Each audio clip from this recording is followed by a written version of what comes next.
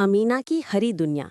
एक सुंदर शांत गांव के बीचों बीच, जहां चारों ओर हरी भरी खेतियां फैली थीं, वहां एक युवती रहती थी जिसका नाम अमीना था।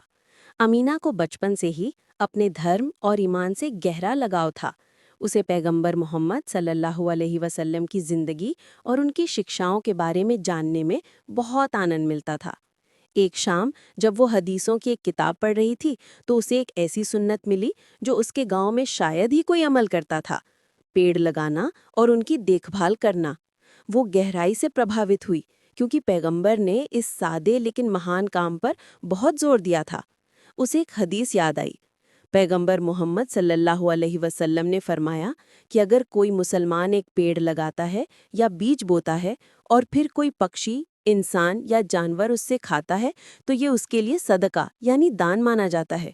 इस हदीस से प्रेरित होकर अमीना ने तय किया कि वो इस भूली हुई सुन्नत को दोबारा जीवित करेगी।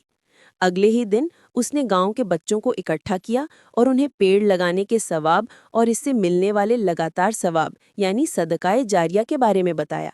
बच्चे बहुत खुश हुए और तुरंत मदद करने को तैयार हो गए।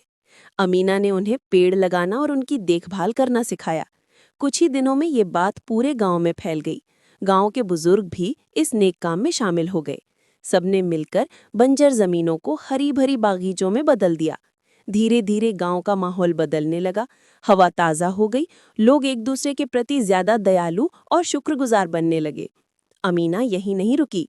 उसने हफ्ते में एक बार गांव वालों की बैठक रखी, जहां वो सबको बताती कि अल्लाह ताला उन चीज़ों को पसंद करता है जो फ़ायदेमंद और रहमदिल होती हैं। उसकी कोशिशों से गांव में एक अद्भुत बदलाव आया। अब वो गांव खुद पैगंबर की एक सुंदर शिक्षा का जीता जागता उदाहरण बन गया कि इंसान को ज़मीन का रखवाला और रहमत का जरिया बनकर जीना चाहिए। सुंदर और शांतिपूर्ण वातावरण की सुरक्षा करके भी हम जी सकते हैं।